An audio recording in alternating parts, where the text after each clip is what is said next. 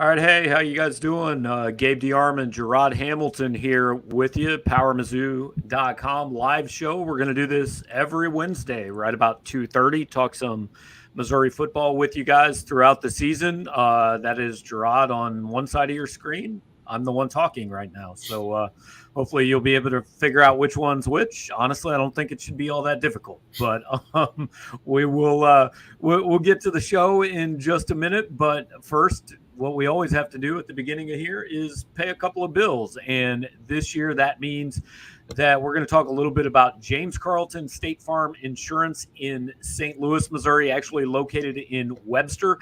James is sponsoring both our recruiting show on Tuesdays and our football show here on Wednesdays every week throughout the season. James has a team of 8 located again in Webster, actually just around the corner from Llewellyn's, where St. Louis has the Tiger Club meetings every week during the season. So if you're familiar with those, you're just steps from James's office. We're going to have his contact information run across the bottom of the screen throughout the show. James is not going to give you a hard sell. He's all about customer service. He's all about doing what he can do for you. And hey, if it doesn't work out with him, just at least give him a shot. Make sure that you are not paying too much for your insurance needs. We all have to have it. So you might as well check out a Mizzou fan, a PowerMizzou.com supporter first. Again, his contact information will be across the bottom of the screen throughout the show. Added little bonus, James is going to do something for you guys. If you just call him or email him, Facebook, whatever, get in touch with him, get a quote from him. You don't necessarily have to take it, but if you get a quote from him, for every quote he gets that mentions Power Mizzou or this show, he is going to donate $20 to Mizzou's NIL collective, Advancing Missouri Athletes. So if nothing else, call him, see if he can save you money. If he can't, so be it. But if he can, you're going to save money, and he's going to donate $20 to the NIL collective, and that's a good thing for all of you guys and for Mizzou in general. So we hope you give James a shot. We're going to give him a couple shout-outs on this show throughout. And now that Jarod has listened to the spiel, we're going to introduce him. You guys have seen his stuff on the site for about a couple weeks now, and Gerard, YouTube debut, man, it's a big day. Like this is when you hit the official stardom, is when you get on the Power Mizzou YouTube channel. Oh yeah. I'm glad to be here. Now I do got a little bit of YouTube experience. I used to, when I was trying to get my feet wet, I had a little YouTube channel. Don't go look it up, but I had a little YouTube channel trying to interview people and things like that. So that's cool. I think the hardest thing is trying to get into the square. I think that's 100%. Is just me trying to angle myself into the computer. Yeah, it took me a long time to get all these graphics and figure out what the hell I was doing with them. And then I changed software this year. So look, it may not be perfect, but we do the best we can. So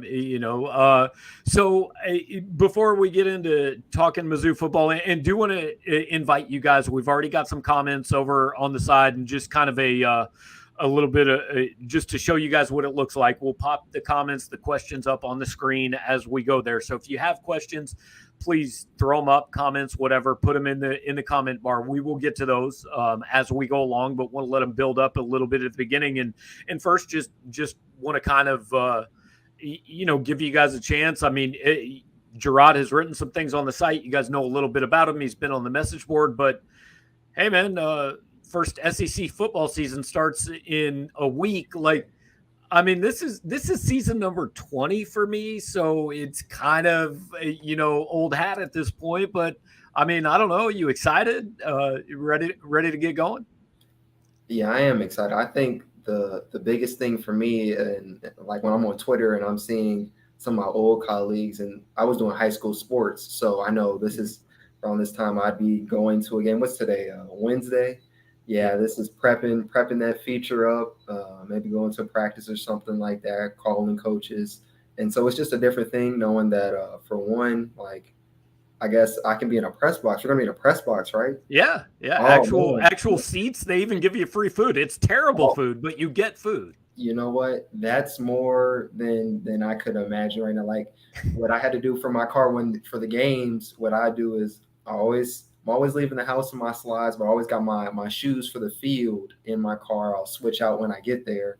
And so, like, I've those old habits. I've had coats in my car because I'm like, I know when I go here, I'm going to be out here for like 2-3 hours. I need to be packaged up. So I'm just excited to like be inside AC controlled venue and be able to watch the games that way. So no, I'm definitely excited to go from high school to SEC. That's pretty big. Yeah, my first job out of college was in Rapid City, South Dakota, in TV, and it's a fight between what I like doing least, covering high school volleyball or wrestling. Because like wrestling, I'm not gonna lie, dude, I know nothing about it. I would have a TV camera there, and the only way I knew I should show that highlight was when the referee raised his hand. I had no idea what it was for. I would just be on TV being like, point for this guy. See, I'm glad that last year where I was, we happened to have a lot of Power 5 football guys. So that kind of was able to make me be like, oh, we just got to focus on, mostly football. There were some other sports that, of course, that I got to do, but I mostly was at football during the fall. As far as wrestling, in the message boards, like I told you, big WWE guy, I know nothing about amateur wrestling.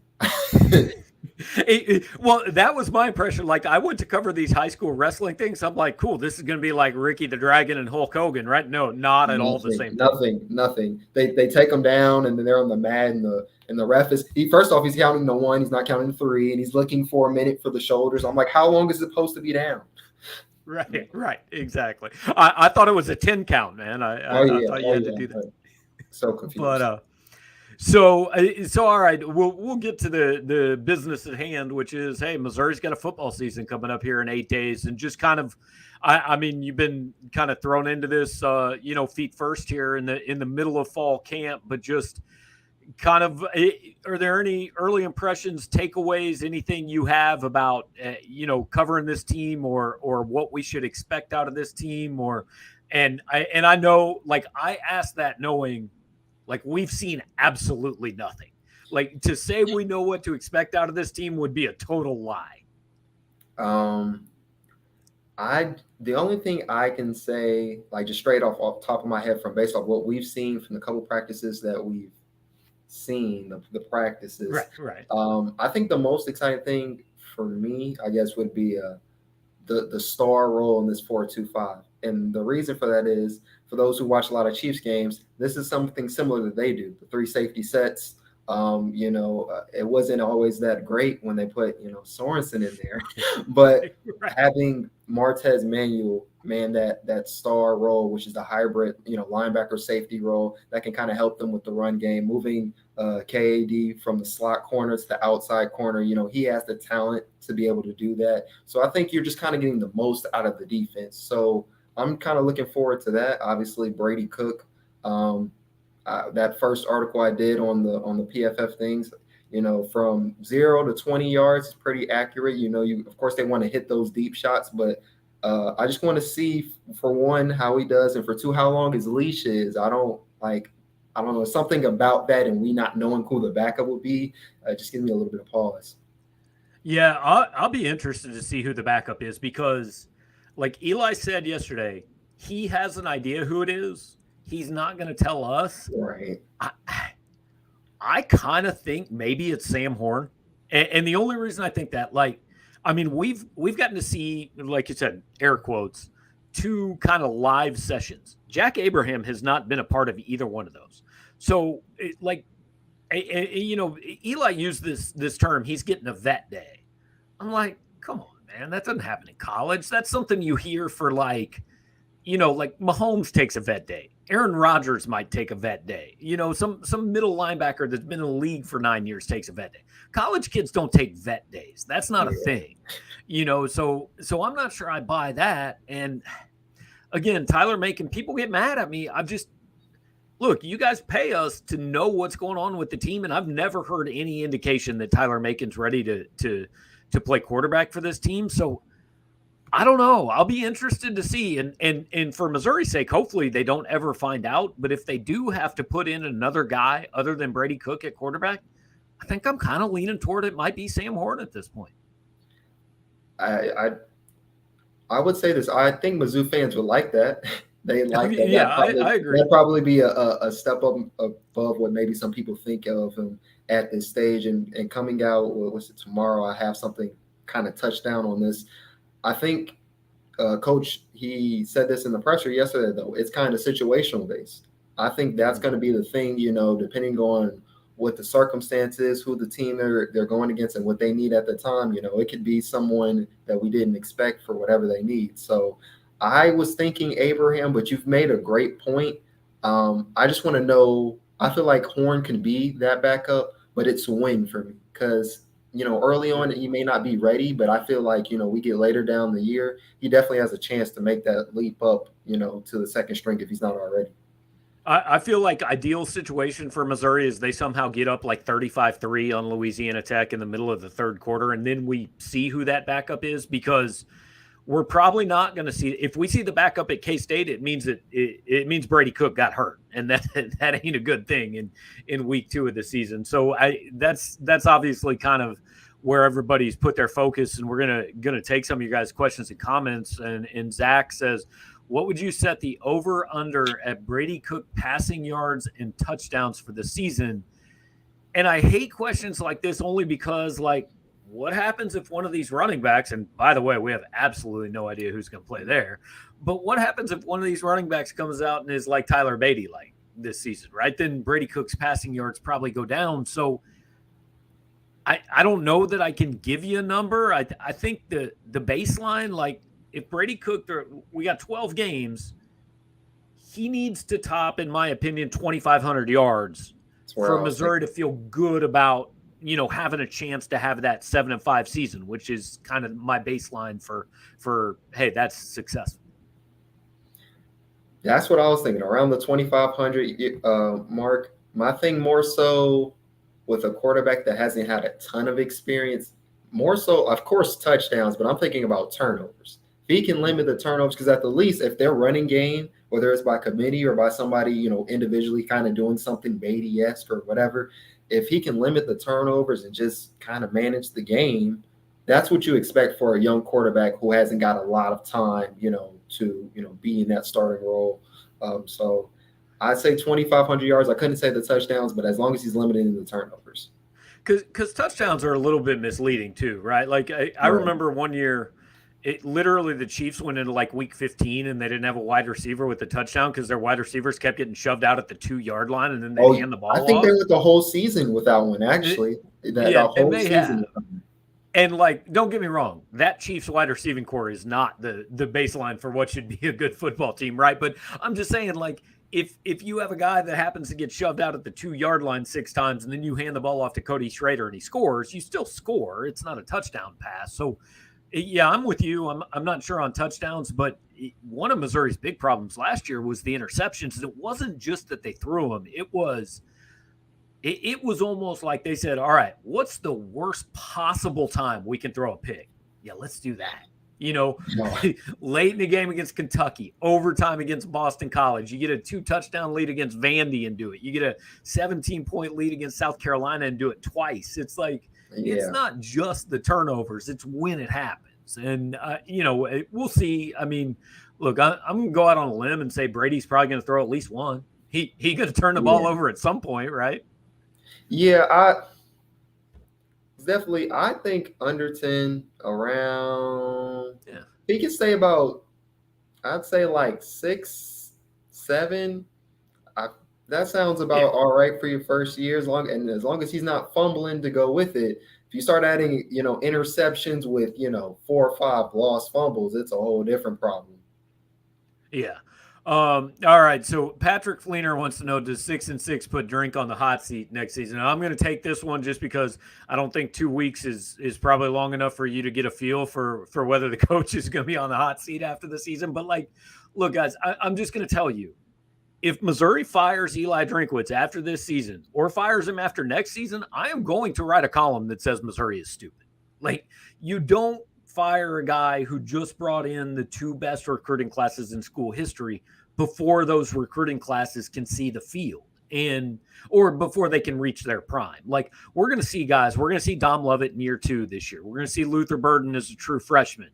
We're going to see some of these guys starting to see the field, but they're probably not going to hit like their prime years until years 2 and 3, which is next year. And kind of from what I'm hearing, there's this kind of thought around the program that 2023 is the year that Missouri looks at and says, okay, this is when we make a jump. That's not to say they're giving up on this year, but I mean, let's be honest, 6-6 it's passable this year. 7-5 is good this year, and I don't know.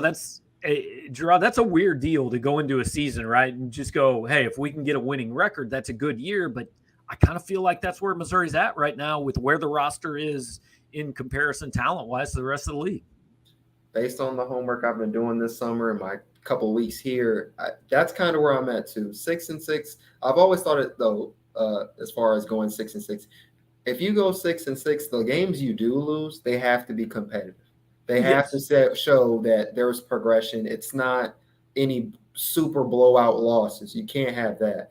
Definitely 7-5. Like, I feel like that's, I'm not going to say the high mark. They can definitely win more if they play up to their full potential in a couple games. But about 7-5, that's probably we're looking like, okay, we're definitely making progress, Yeah, and I mean, I'll give them one game. Hey, if they lose 53-7 to Georgia, I don't even care. That's fine. Like Georgia just off the table for me, right?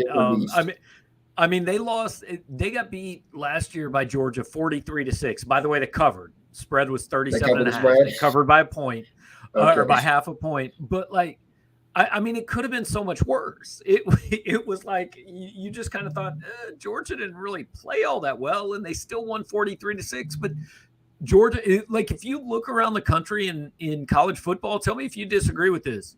If I could get odds on any team winning their division, I mean, Georgia has the biggest advantage over the second place team in their division of any team in America. I don't see anything else that's close. Yeah, I mean, no, I was trying to think about a couple. Well, I mean, ACC, like, does the ACC still do that? Does Clemson, whoever's in there? The ACC has divisions, but like one of them is always won by Clemson, and the other one just trades off every year, right? And I don't know who's in which one. Yeah, I think Miami's in Clemson's division, and Miami's. Well, if that's the closest, then I don't think they have. They may have a better shot going forward now, but I don't think like Miami's ever been like a real contender with Clemson if they're in. I think Miami might be closer to Clemson than like Tennessee or Kentucky is to Georgia. Yes, now I'm talking about before this year, but yeah, I think so too. Yeah, so yeah. Bottom line, hey, Missouri gets blown out by Georgia. Don't even care. They get blown out, but like you said, 35-0 Tennessee at the end of a quarter, 21-0 against A&M 7 minutes in. That's not going to fly this year. But again, I don't want to say there's nothing he can do, but as long as Drinkwitz wins 4 games and doesn't like break the law, he's coming back next year, right? Like I always have to throw that caveat in. I mean, look, if the dude goes out and like gets on his motorcycle and gets caught with an 18-year-old, yes, he's going to get fired exactly the way Bobby Petrino did. But other than that, so that's where we're at. Hey, real quick before we move on to the rest of your guys' questions and such, do want to again call your attention to that banner at the bottom of the page. James Carlton, State Farm Insurance in St. Louis. We've got his Facebook page down there. We've got his phone number down there. However you want to reach out to him, heck, you can stop by the office in person. Just Google it. He's in Webster Groves. You can go to carltoninsurance.net. We don't care how you get in touch with him. Just get in touch with him. Give him a shot at your business. He's got a team of 8 people.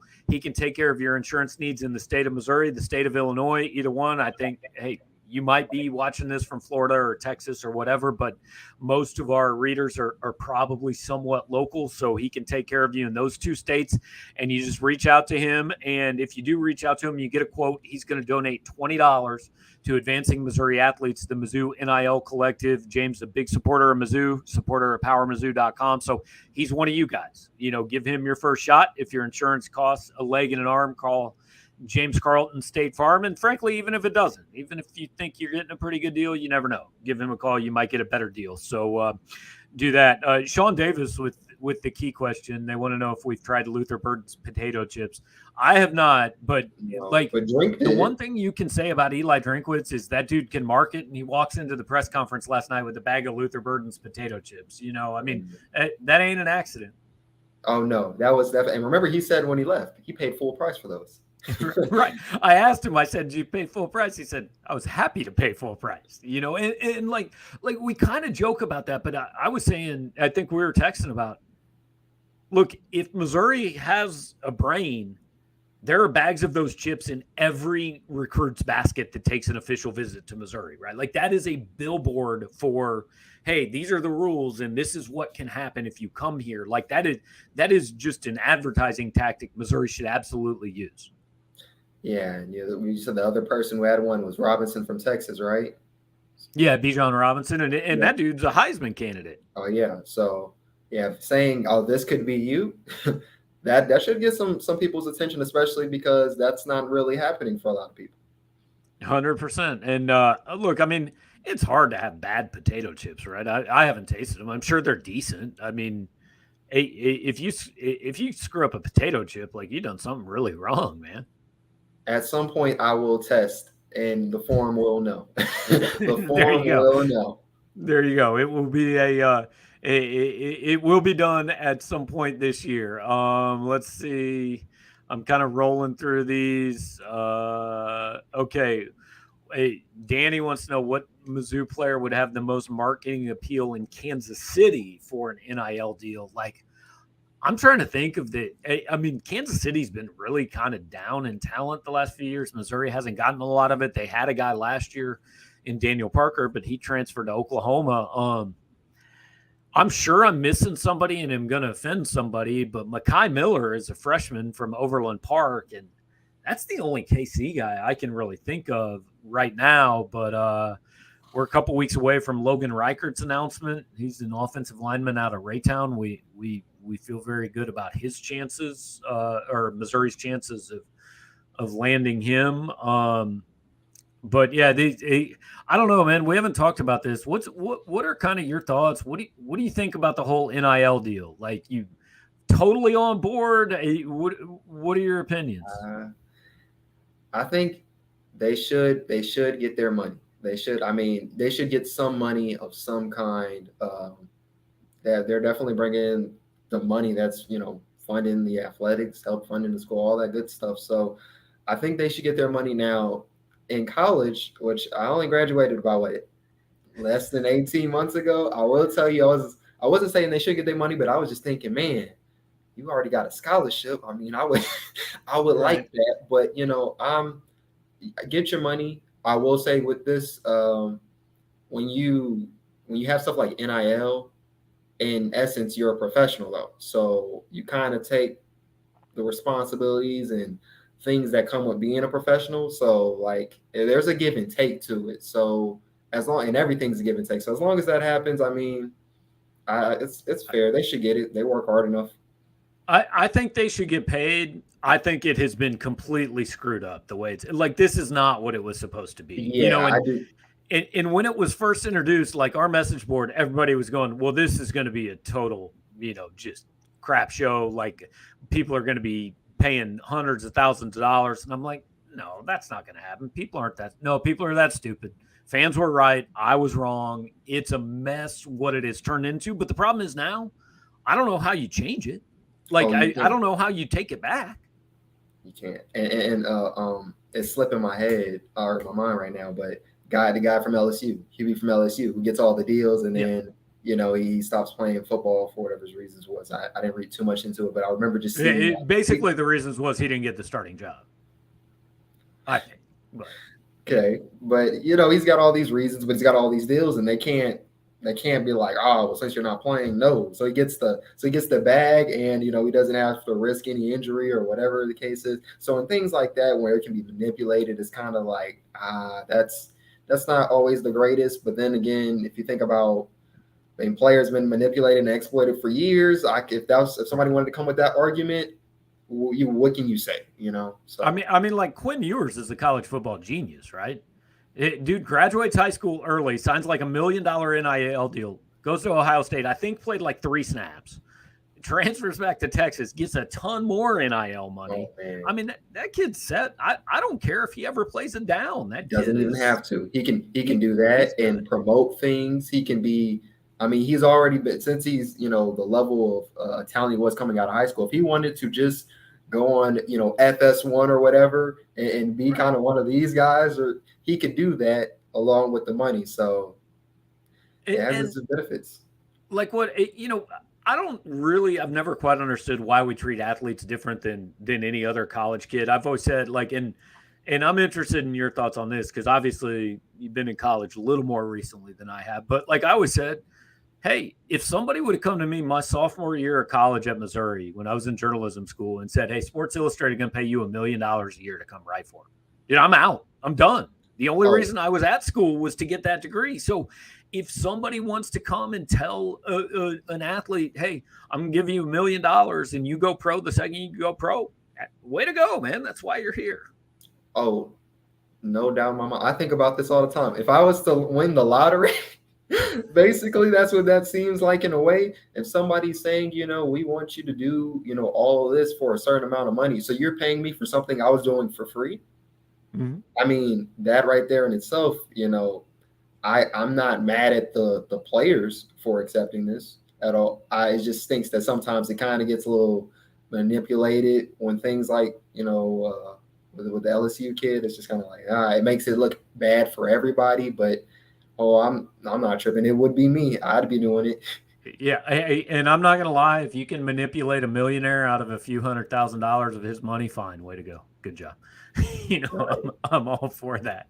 All right. So let's get back. We'll kind of go rapid fire through some of these questions we've got because we've got a decent number of them built up. Who takes the most snaps at running back against Louisiana Tech? I don't have a clue. What do you think?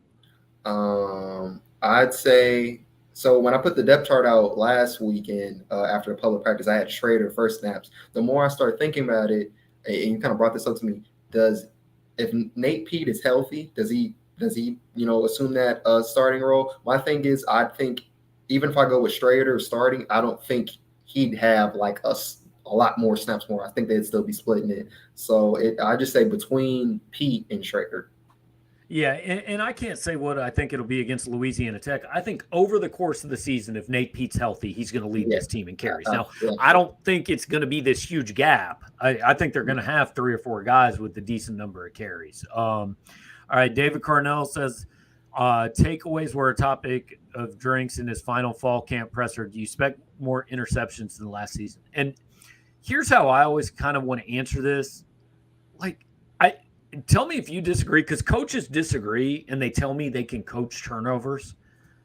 A lot of turnovers are luck, man. Like interceptions, a lot of times the quarterback's got to throw a bad ball, or you got to get a tip, or some of it's being in the right place. But this whole idea that Martez Manuel was saying yesterday, yeah, Coach Baker's really talked about getting turnovers and stress that. Well, Missouri's defensive mantra coming into the season last year was score on D. Steve Wilkes said, we don't just need to take the ball. We need to score with it. Well, I mean, they couldn't even stop anybody. So I don't worry about getting takeaway. I just think takeaways and turnovers tend to be at least 40 to 50% luck. I tend to agree. And like you said, I'm thinking more so of like third down defense. Like, let's get off the field when we have to. I mean, obviously turnovers are great, but I think Martez kind of mentioned it. Like, they've got to be more disruptive to get turnovers. You've got to make, you kind of got to force the team's hand. If they can get 6-7 yards of carry on you, and then like that sets you up for play action, like you puts people out of position. There's so many ways that you can kind of get carved up on defense. So you've got to be more disruptive. And that's how turnovers come in my eyes. Well, and along those lines, you know what makes the defensive backfield better? If Isaiah McGuire and Trajan Jeffcoat are living in the backfield, right? If you've got a pass rush, you're in good shape. If you don't have a pass rush, I don't care if you have Deion Sanders, Charles Woodson, and Ronnie Lott in the secondary. Like, they can't cover dude for 9 seconds, so the pass rush, the defensive line, I think is the biggest question mark. I don't think we know about that. All right. Who leads in receiving yards? Lovett, Looper, Burden, or other? If it's out of these 3, I'm thinking Burden. Because I don't see other or now if you Well, say I just made up other. I okay, added that. if we're doing other, it just be between I think Toski and Burden, would it not? Yeah, I mean, I think Burden is going to lead them in at least receptions because I think Missouri is going to force the football to him. Like they are going to make an emphasis. They understand this is a 5-star kid, the number 4 kid in the country who could have gone to Georgia, Alabama, Oklahoma, and many other places. Like, you're not going to throw him the ball if he's not open, but if he's as good as he's supposed to be, he should be open. And it is beneficial for Missouri for this kid to have a big year. So I think they're going to call plays to design him to have a big year. But I also think maybe one of his bigger contributions will be every defense is going to say, hey, that's the guy we got to take away. That's where I was and going maybe that means Mookie or Dom Lovett or Towski Dove or somebody gets open. Yeah, that's what I was going to go with it. For one, yeah, if he's not open for whatever reason, because you said this on the was it Mizzou? That's who. Yeah, Mizzou, that's who. Yeah. You said, you guys were talking about as far as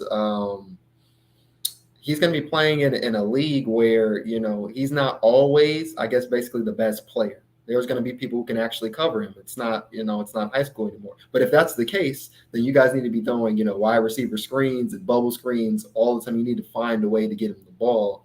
So that's one thing. But I also think, like the second point you mentioned, his best thing may be this season is people are going to be so focused on him. Well, now you've got all types of stuff, going underneath or where, depending on wherever his route is, you got other people who can contribute more because all the eyes are going to be on the 5-star guy.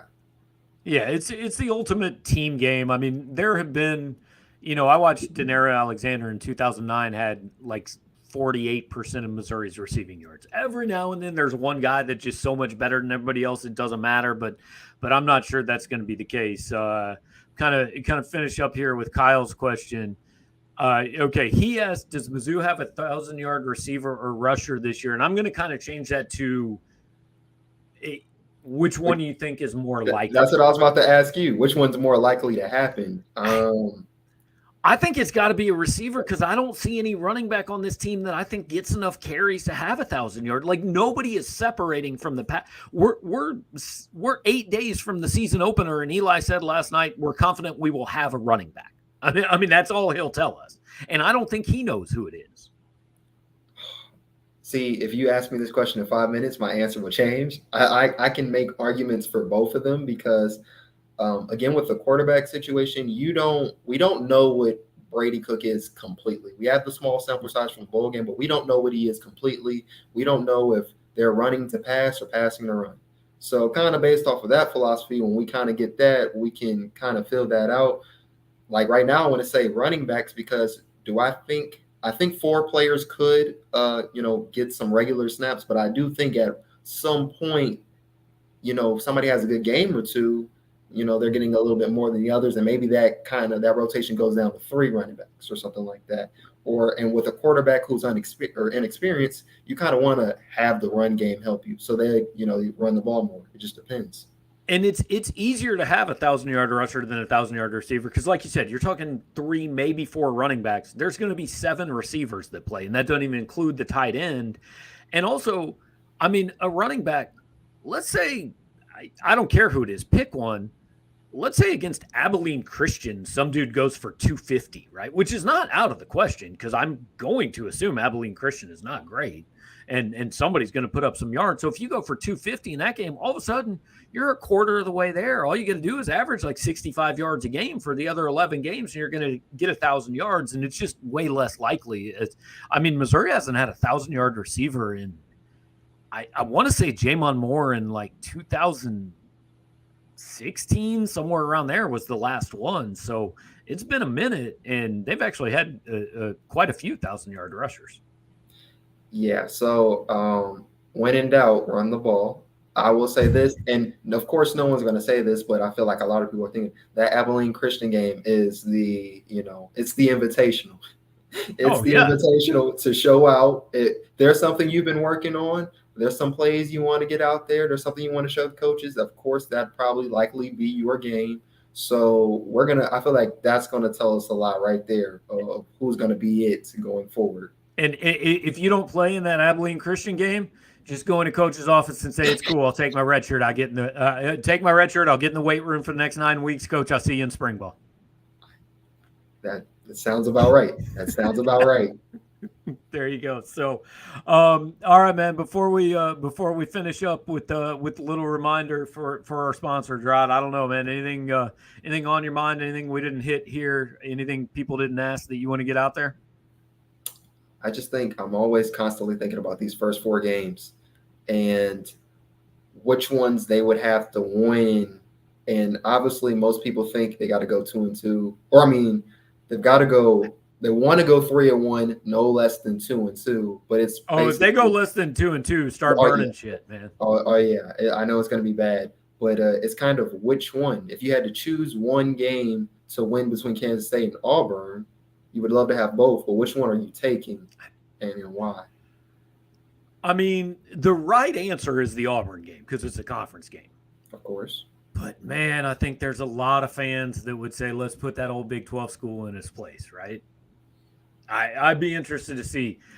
So we'll finish on this. And we'll have time. We're going to do this every week, and we'll talk about these games individually. But, like, day one right now, if you say, okay, they're going to win either at K-State or at Auburn, but they're going to lose the other one, which one do you think is more likely?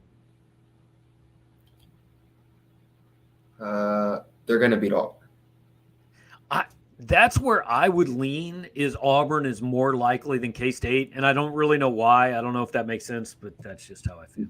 Well, I know not everybody who's watching this knows this, but I was born in the Manhattan area, so I've kept up with K-State. I'm familiar with the team.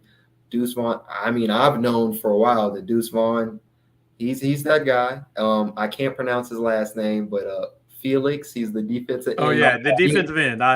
He had like 6 or 7 sacks in one game. I want to say 6 sacks last year in one game.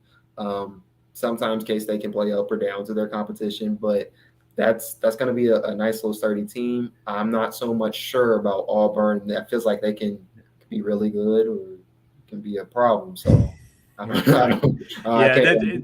like that you mentioned Felix because I wrote my game-by-game preview for Sunday, and what I said about that K-State game was everybody's talking about Deuce Vaughn and Adrian Martinez, but like I think low-key the matchup is Felix against Missouri's offensive tackles, and I'm not sure that's a good thing for Missouri.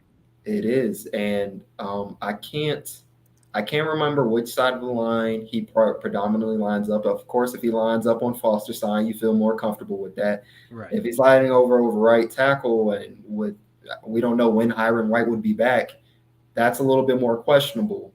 And then you got to start wondering, do you need to use the running backs to start chipping more, or how do you maybe slide into protection? I don't know, because he can definitely wreck a day. Yeah. Well, guys, appreciate everybody who stopped by to watch live. If you did watch live, we're going to wrap it up here in the next couple minutes. Just do me a favor, hit the like button on the YouTube channel, subscribe, all those things that supposedly make more people see us. If you watch YouTube on regular occasions, whatever the people who actually are good at YouTube say, do that. We appreciate it.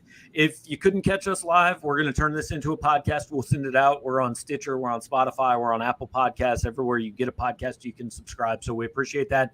And want to call your attention one more time to James Carlton, who is helping us out this year. James Carlton, State Farm Insurance in St. Louis. There, the banner across the screen, you can see carltoninsurance.net. The phone number is 314-961-4800. There is the Facebook page for those of you who still subject yourself to the hellscape that is Facebook. You can check out James's page there.